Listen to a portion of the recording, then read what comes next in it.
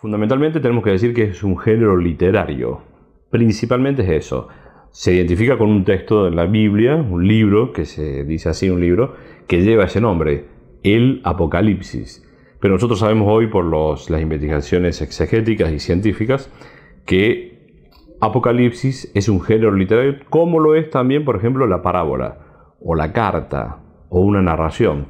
Son géneros literarios que se aplican a un determinado escrito. La palabra apocalipsis es una palabra griega, no es hebrea, no tiene otro significado, hay que verla dentro del contexto de una palabra griega. Está compuesta en dos, el prefijo apo, calipsis, que es un compuesto que nosotros podamos entenderlo bien. Yo creo que hablando de esta manera vamos a llegar a un acercamiento etimológico del concepto. En primer lugar, por ejemplo, tenemos en nuestros patios, quizás en nuestros parques, en nuestros bosques, el eucalipto. El eucalipto es una palabra también griega, compuesta por calipso o calipsis. Es similar, semejante, tiene algo así. El segundo es un verbo, calipsis, que es un verbo que significa frotar. Cuando uno toma un elemento y lo frota. Eucalipto es frotar y sale un buen aroma. De hecho, la hoja de eucalipto vos la tomás y la frotás un poquito entre tus manos y sale un aroma agradable. En el caso de Apocalipsis, es frotar para descubrir lo que está debajo. Apo es lo que está atrás, oculto. Por eso se aplicó al género literario, porque frotando, es decir, interpretando, viendo entre códigos, entre elementos que estaban escondidos, uno descubría cuál es el mensaje que está detrás, que está abajo. Fíjense en esas tarjetas que uno tiene por allí y que tiene que quitarle el código, lo frota y aparece un número. Frota y sale el número, y ese número lo ingresas a tu celular para cargar un crédito. Ese frotar para ver lo que está debajo, eso es Apocalipsis. Ese es el origen etimológico de la palabra. Y el frotar, bueno, evidentemente que hay que tomarlo en un sentido también, en este caso metafórico, que es frotar en el sentido de trabajar el texto, buscar lo que está escrito, releerlo varias veces para llegar a entender su mensaje final. El concepto del fin vinculado al Apocalipsis está situado en el hecho de que aparecen figuras, imágenes que dan la sensación de el fin. Y se ha interpretado siempre, como habla de años también, esto sucederá después de 500 años, 1000 años, y será soltado el demonio. Entonces se ha buscado de interpretarlo eso como un elemento histórico que va a suceder un día. Un día va a suceder ese fin del mundo y nosotros tenemos que estar preparados. Esa es la lectura tradicional. Evidentemente que nosotros sabemos que eso no es así. Primero, que esos 1000 años, por ejemplo, si son interpretados en los 1000 años como 1000 años de nuestra era, de 365 días, 12 meses, en fin, no ha sucedido. Los 1000 años han terminado ya y el mundo ha seguido. Y muchas veces todos ustedes, los lectores de la ROL y quienes nos siguen de distintas maneras en la web, saben que se han anunciado cuántas veces los finales del mundo que nunca han sucedido.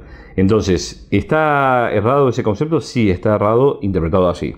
Está acertado, y en parte también está acertado porque más bien hace referencia a que esta época o una situación determinada se va a acabar. Y lo que quiere mandar el mensaje del Apocalipsis es precisamente ese, uno de los mensajes fuertes, es que esta situación de opresión, de persecución que sufrían aquellas comunidades, aquellos grupos de cristianos a manos de los poderosos de su tiempo, eso va a terminar. El concepto de que el Apocalipsis se iba a aplicar a nuestros días o a esta época, que es un concepto que se manejó, como les decía, de una manera muy concreta, o sea, iba a suceder tal cual como estaba escrito. Evidentemente que no ha sido así y no debemos interpretarlo así. Eso no excluye que nosotros veamos las cosas como toda palabra de Dios, como nosotros creemos la Biblia. De hecho, es toda palabra de Dios escrita para nosotros hoy. Y entonces, ¿cómo se conjuga una cosa con la otra? Y se conjuga en el sentido que hacemos con todos los textos. Por ejemplo, cuando Jesús predicaba la parábola de los viñadores homicidas, esos que mataban a los profetas enviados. Él estaba haciendo referencia concreta a los líderes religiosos, políticos de aquella época, en que efectivamente habían estado matando a la gente. Sí, hacía referencia a cosas concretas.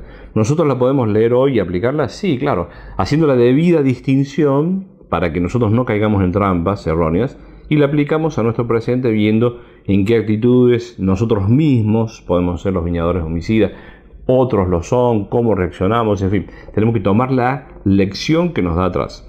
El Apocalipsis igual, tenemos que leerlo conociendo las claves, obviamente, conociendo los códigos que maneja, para saberlo interpretar bien y aplicarlo a nuestro presente. Sí, tenemos que aplicarlo. Tenemos que aplicarlo, por ejemplo, en nuestras opresiones de hoy, nuestras situaciones de injusticia, de persecución, también van a acabar. Y Dios es el que está guiando esta historia.